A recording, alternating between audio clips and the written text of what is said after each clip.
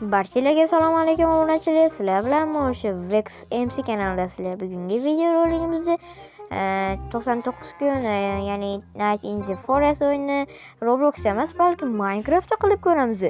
Video juda ham qiziqarli bo'ladi degan umiddaman. Shuning uchun hozirroq videoga like bosib, obuna bo'lib qo'yinglar va men sizlarga kartani tanishtirib chiqaman. Va mana bu yerda uyga sizlar tanigan bo'lsanglar, bu yerda gulxan bor va ya'ni o'sha har doim o'yinda boshlanish joyi. Va bu yerda bilasizlar gulxanda cheksiz ovqat pishirsa bo'ladi. Shuning uchun biz gulxanlarga har xil juda ham ko'pgina bo'lgan ko'millarni solib qo'ydik. Bemalol bu yerda juda ham ko'p vaqt pishirish uchun ovqatlarni va bu yerda cheksiz moblar spam bo'ladi. Bilasizlar, o'sha Robloxdagi o'yinda ham har xil moblar o'z-o'zi paydo bo'laveradi. Bu nima uchun? Albatta biz o'zimiz ovqatsizlikni olib qolmasligimiz uchun. Va men shuni Minecraftda ham qilib ko'rdim. Va bu yerda muollamaga tirjayib qarab turibdi va bunga e'tibor bermasam, biz mana bunga e'tibor berishimiz kerak bo'ladi. Bu yerda har xil savdo-sotiq qilsa bo'ladi. Misol uchun mana bu fakelni olish uchun mana bu yerga narsa tiqishingiz kerak bo'ladi. Ya'ni misol uchun daraxt o'rniga bitta fakel olsangiz bo'ladi. Bu yerda esa har xil boshqa sotib oladigan narsalar ham bor. Va biz mana birinchi maqsadim bitta fakelni bitta 3 ta daraxtga sotib olishimiz kerak bo'ladi. Shuning uchun biz 3 ta daraxtni olamiz va albatta savdo-sotiq qilishga olib boramiz bo'ldi. Va mana bu qo'limizda o'zi ko'rib turganingizdek 3 ta daraxt bor. Va bu 3 ta daraxtni mana bu yerga solamiz va bemalol biz bu yerdan 30 ta fakelni olsangiz bo'ladi. Xullas, bu karta sizga yoqqan bo'lsa, balkim Telegram kanaliga ham tashlab qo'yishim mumkin bo'ldi. Xo'p, biz o'zimizga kerakli bo'lgan 32 ta fakelni sotib oldik. Hamda bu fakelni nima ishlatish mumkin? Albatta, orolni fakellar bilan o'rab chiqishga kerak. Sababi esa kechasi har xil moblar, zombi, skelet va boshqa mayda chudalar spam bo'lmasligi uchun. Bu bizga juda ham xalaqit beradi deb o'ylayman. Va shuning uchun biz boshqa joylarga har xil fakellarni qo'yib chiqishimiz kerak bo'ladi. Xo'p, mana bu yerga orolning yarmidan ko'piga fakelni qo'yib bo'ldim. Va mana uji tayyor bo'ldi. Xo'p, biz keyingi qiladigan maqsadimizni hali o'ylab qo'yganim yo'q, lekin biz tezroq shu oyda ichida 1K bo'lishimiz kerak.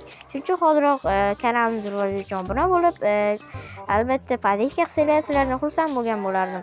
Va biz hozir bir to'da mollar galasini qirib tashlaymiz, chunki biz kechasi qornimiz ochib onamizga yig'lab yotishimiz shart emas. Xo'p, bizda uji 2 ga bo'lib olishim kerak mana bu 9 ta molning go'shtini, chunki biz 2 ta pechka yasasak, nabarat tezroq ya'ni pishadi go'shtlarimiz. Va mana 2 ta ham bir balo qilib bo'lib oldik. Bittasini mana bu pechkaga, bittasini esa mana bu pechkaga tiqamiz. Va endi sekin-astalik bilan kutib turishimiz kerak bo'ladi. Topishguncha biz boshqa savdo-sotiq ham qilsak bo'ladi. Va biz 32 ta taxta evaziga bitta yaxshiroq bronya sotib olsak bo'lar ekan. Va bu hattoki kuchaytirilgan ham ekan. Mayli, biz 32 ta taxtani qanday qilib yig'ishimiz kerak bo'ladi? Mayli, hisoblab o'tirgim kelmadi. Mayli, biz daraxtlarni yig'ishga olg'a ketdik bo'ldi.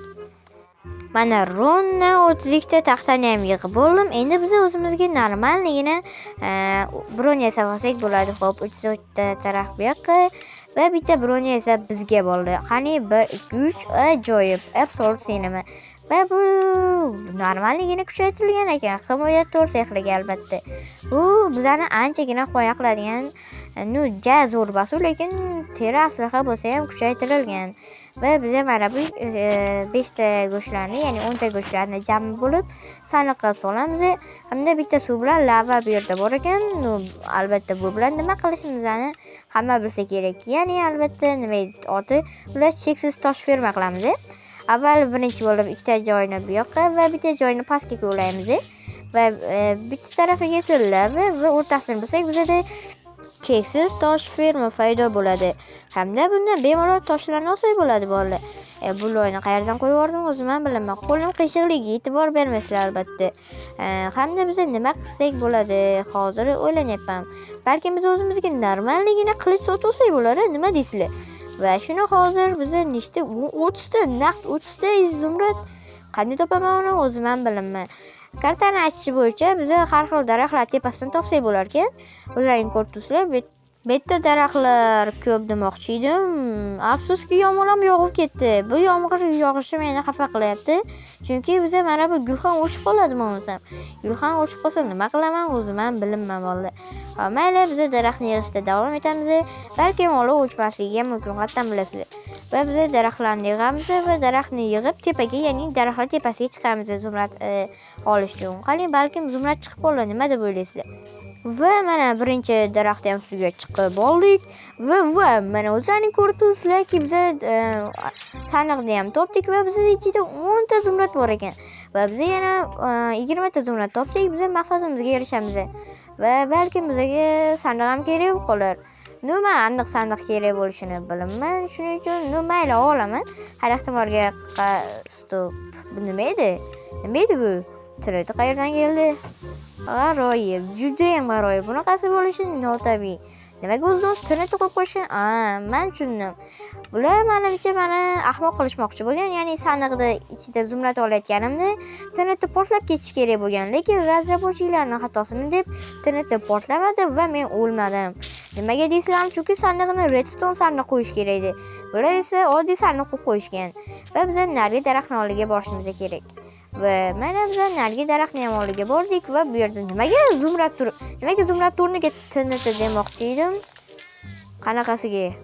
Nima bular meni ahmoq deb o'ylayaptimi? Ikkinchi marta ham bular tuzog'iga tushganim yo'q. Menimcha mana bu yerda portlamaydi deb o'ylab, mana bu yerga ham kelishadi. Va bu yerda ham portlamaydi, bemalol ochganda portlab ketadi deb o'ylashgan. Lekin men afsuski unaqalarda emasman yoki omadli bo'laman. Lekin o'shunda ham portlab ketmadim bolalar. Qanaqasiga menimcha 10 yil omadimni ishlatib qo'ydim. Nimayli, biz keyingi daraxtni ham tepasini tekshirib ko'rishdan oldin men bitta muammoni sizlarga aytmoqchiman. U menga 10 ta tinitib berdi. Aslida menga zumrad berish kerak edi. Men hozir qanaqasiga hariga savdo-sotiq qilaman.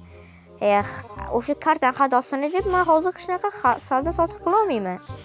Ming bor uzr, lekin men bu ishni qilishga majbur bo'ldim. Bu ishni ataylab qilganim yo'q, chunki kartani xatosini deb men savdo-sotiq qila olmas edim. Bitta daraxtdan o'zlaring ko'rdinglar, 10 minutda ola oldim, lekin o'zlaring ko'rib turganlarning karta xato qildi. Shuning uchun men shunga majbur bo'ldim va bizga o'sha mashuncha daraxt, ya'ni daraxtning o'rniga aytmoqchi qilich olishimiz kerak va mana qilichni ham oldik bo'ldi. Endi bu qilich bilan mana bu mollarni bitta so'ysak bo'ladi. Bu yerda mollar birozgina ko'payib ketmadimikin? Mayli, endi bularni mana bu qo'limdagi botirlar qilich bilan yoyishimiz kerak bo'ladi. Sizlar esa menga motivatsiya berish uchun o'zlaring bilasizlar nima qilishni. Biroz qornim ochibdi, shuning uchun kichigina steak yesak hech balo qilmaydi. Xo'p, bizning keyingi maqsadimiz endi bitta olmos topib, bizga bir stak daraxt, ya'ni uni anaqaga taxtaga aylantirsak, 4 stak taxta bo'ladi va shuning uchun biz juda ham ko'p blokka ega bo'lamiz. Shuning uchun men olmos topishim kerak bo'ladi. Xo'p, narigi taraflarni ham qarayman va u yerlarda hech narsa yo'q. Balki mana bu barglarning ichida bo'lishi mumkin. Balki bu yerda nima? Qanaqasiga? Bugun jo'taman aniq 10 yillik emas, 20 yillik emas, naqd 30 yillik omadimni ishlatib qo'ydim. O'zim bilmagan holda qanaqadir olmos topib oldim ramgan ichida.